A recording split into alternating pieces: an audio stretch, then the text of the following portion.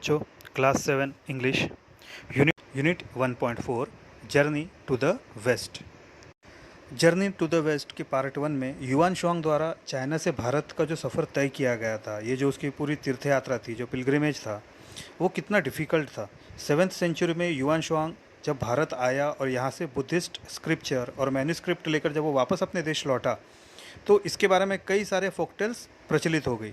कई सारे फोकटेल्स में ऐसा बताया गया है कि कुछ सुपर नेचुरल पावर्स ने युआन शुआंग को अपने इस पूरे सफ़र में हेल्प की होगी। इन सभी फोकटेल्स का यूज़ करके आगे एक नावल बनाया गया। इस नावल का ही नाम था जर्नी टू द वेस्ट। और इस नावल में जो सुपर नेचुरल पावर्स है उनका भी हम लोगों ने परिचय प्राप्त किया था। जैसे सुपर नेचुरल पावर इसमें 3 प्रकार के बताए गए। सुन वुकोंग, जिसको मंकी किंग के नाम से जाना जाता है, वह जूबाजी से पिक्सी बोला जाता है, और एक शाह वुजिंग, जिसको सैंड प्रिस्ट।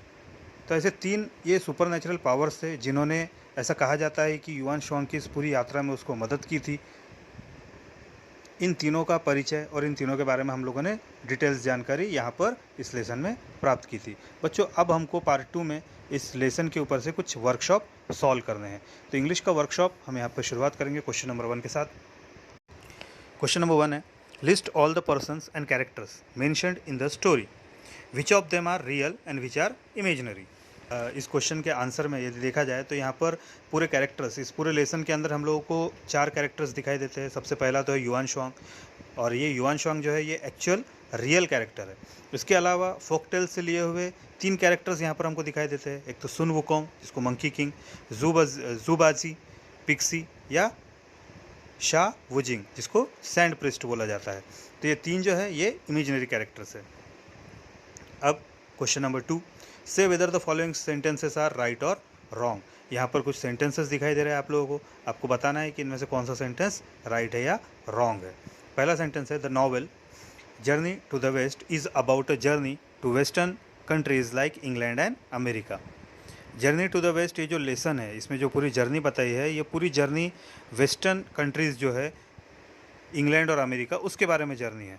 तो ये सही है क्या? नहीं, it's journey from China to India.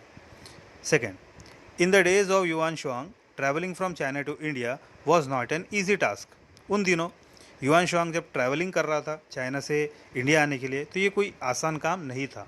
It's true, it's right. Yuan Shuang travelled to many parts of India. Yuan Shuang Bharat में कई जगह पर घूमा, ये राइट है। Yuan Shuang's way back home was relatively easy. Yuan Shuang का जो वापसी का रास्ता था, मतलब भारत से चाइना आते समय का जो रास्ता था, वो थोड़ा आसान था।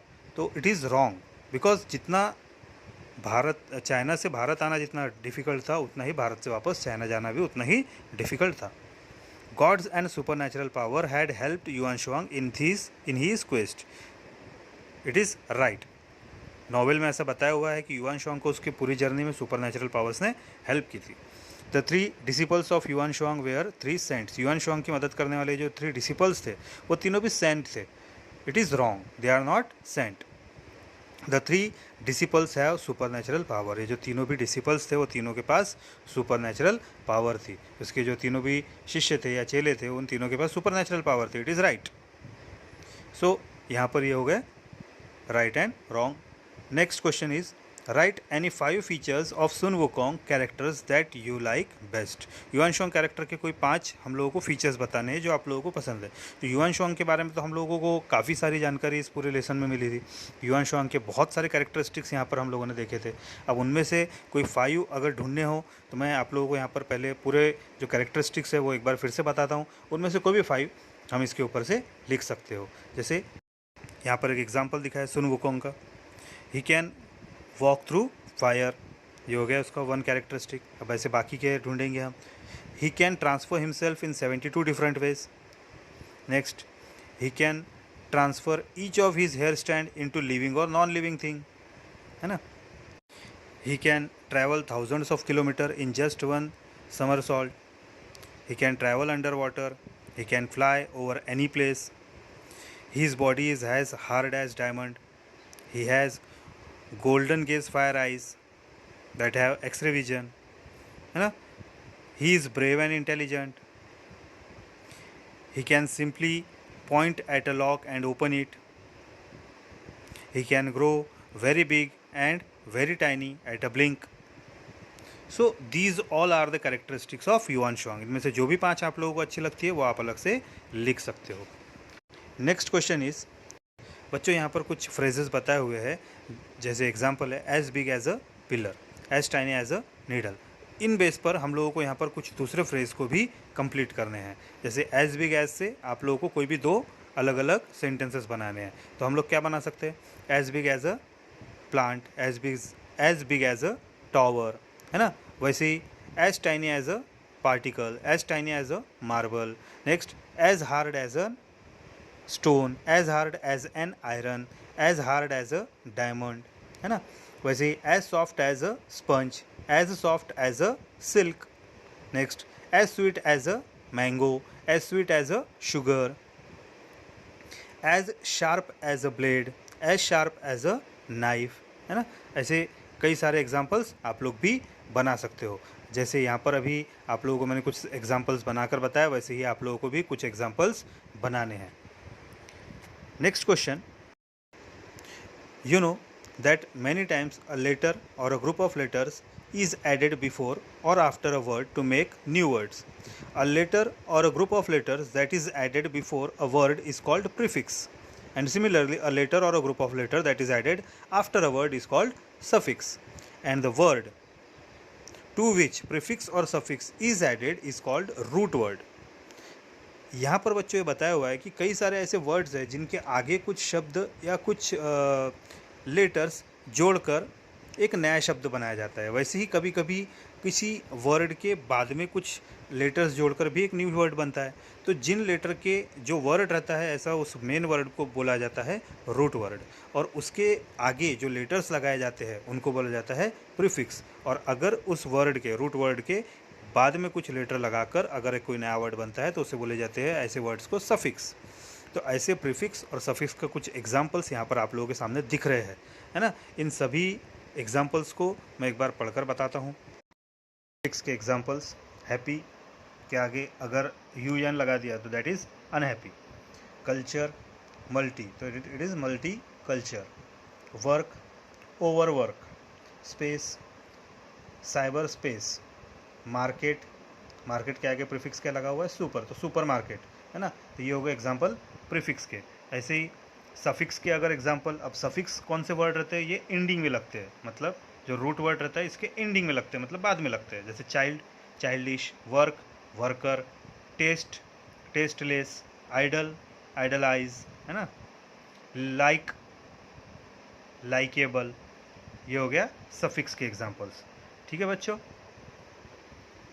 अब now question number 6, guess the meaning of unfamiliar and unbelievable. Unfamiliar का मतलब क्या होता है, अपरिचित, और वैसे ही अनबिलीवेबल, अविश्वसनीय. अब यहाँ पर अनफेमिलियर और अनबिलीवेबल अगर ये दोनों भी वर्ड्स देखे जाए तो दोनों में यू एन लगा हुआ है. अब ये यू एन क्या है, एक तरह का प्रीफिक्स, है ना. प्रीफिक्स लगाकर फैमिलियर पे से अनफेमिलियर और बिलीवेबल पे से अनबिलीवेबल, ऐसे 2 वर्ड बने हुए हैं. तो ये अन, ये उनके सामने लगा हुआ एक प्रीफिक्स है. अब now right the opposites of the following. अब यहाँ पर कुछ वर्ड्स दिए हुए, इनके अपोजिट वर्ड्स हमको बनाने हैं. जैसे यू एन, अन लगाने से कोई भी वर्ड का अपोजिट बनता है, वैसे ही अन अगर हम निकाल दो तो भी हम उसका अपोजिट बना सकते हैं. जैसे अनसेफ, अनसेफ में से अन अगर निकाल दो, मतलब प्रीफिक्स इसका निकाल दो तो क्या बनेगा, सेफ, तो ये हो गया इसका अपोजिट. वैसे ही अनइम्पॉर्टेंट, इसका क्या बनेगा, इम्पॉर्टेंट. अनइंटरेस्टिंग, इसका इंटरेस्टिंग.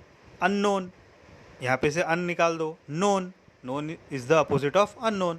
अनकाइंड, इस पे से अन निकाल दो क्या बन जाएगा, काइंड. और वैसे ही अनइंटेलिजेंट, इसमें से अन निकाल दो तो क्या बन जाएगा, इंटेलिजेंट. तो ये हो गए इनके अपोजिट्स. समझ में आया बच्चों. अब हम लोगों ने इसके पहले 1.3 यूनिट इंग्लिश का जो 1.3 यूनिट था उसका पार्ट 2 में टाइप ऑफ नाउन्स देखे थे. याद होगा आप लोगों को, हमने 2 टाइप के नाउन्स देखे थे, common noun and proper noun. Common noun किसके बोलेंगे और प्रॉपर नाउन किसको बोलेंगे हम लोगों ने इसके एग्जाम्पल के साथ में समझा था, है ना. अब बच्चों आज हम कॉमन नाउन्स के ऊपर चर्चा करेंगे. कॉमन नाउन्स किसे कहा जाता है, या कॉमन नाउन्स के अंदर कौन कौन से 2 टाइप्स आते हैं. कॉमन नाउन्स या तो काउंटेबल नाउन्स होंगे या तो अनकाउंटेबल नाउन्स. कॉमन नाउन्स में कुछ नाम ऐसे हैं जिनको हम लोग काउंट कर सकते हैं, एनिमल्स या कोई थिंग्स जो काउंटेड है, जिनको हम लोग काउंट कर सकते हैं। तो जितने नाम ऐसे रहेंगे जिनको हम काउंटेड कर सकते हैं उनको बोलेंगे काउंटेबल कॉमन नाउन्स, है ना। और वैसे ही जितने ऐसे नाम होंगे, कई सारे ऐसे कॉमन नाउन्स हैं जिनको हम काउंट नहीं कर सकते, तो इनको बोलेंगे अनकाउंटेबल नाउन्स, मतलब हम उनको गिन नहीं सकते, तो वो होंगे अनकाउंटेबल नाउन्स। अब बच्चों यहाँ पर काउंटेबल नाउन्स के अंदर सिंगुलर और प्लूरल ऐसे दो टाइप के नाउन्स आते हैं। तो सिंगुलर वर्ड जो रहता है, सिंगुलर कॉमन नाउन से हम लोग प्लूरल जब भी हम लोग बदलेंगे, कोई सिंगुलर नाउन को प्लूरल में बदलेंगे, तो उसके लिए हम लोग को कुछ बातों का ध्यान रखना पड़ता है। यहाँ पर कुछ रूल्स रहते हैं। जैसे यहाँ पर देखो कुछ एग्जांपल्स दिए हुए, वर्ड के आगे एस लगाकर वर्ड्स बनाए, कंट्री के आगे आई एस लगा हुआ है, कंट्री से कंट्रीज़ बना हुआ है, माइल का माइल्स, डेजर्ट का डेजर्ट्स, माउंटेन का माउंटेन्स, रोड का रोड्स, स्टोरी से स्टोरीज़, है ना। अब यहाँ पर बच्चों ये तो इसके एग्जाम्पल्स थे, लेकिन ये एक्चुअल में एस ई एस या आई एस लगाने के पहले हम लोगों को कुछ बातों को याद करना पड़ता है। अब कौन कौन सी ये बातों के बारे में हम लोगों को सोचना है वो मैं आप लोगों को समझा रहा हूँ, ध्यान से देखिए। कुछ वर्ड्स ऐसे रहते हैं जिनमें डायरेक्ट एस या ई एस लगाकर उनका हम लोग सिंगुलर से प्लूरल कर सकते हैं। जैसे वर्ड कैट, कैट से कैट्स, हाउस का हाउसेस, एस लगा हुआ है।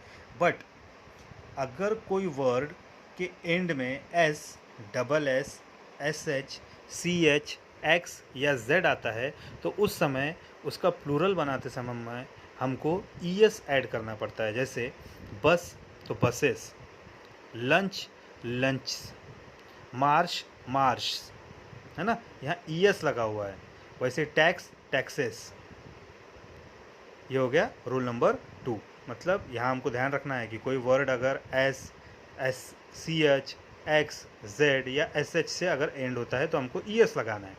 वैसे कोई वर्ड अगर एफ ई या एफ से एंड होता है तो यहाँ पर एफ या एफ ई इनकी जगह पर वी ई एस लग जाता है। जैसे wife, W I F E wife होता है, लेकिन यहाँ पर जब इसका प्लूरल बनाएंगे तो एफ ई हट जाकर W I V E S wives हो जाएगा।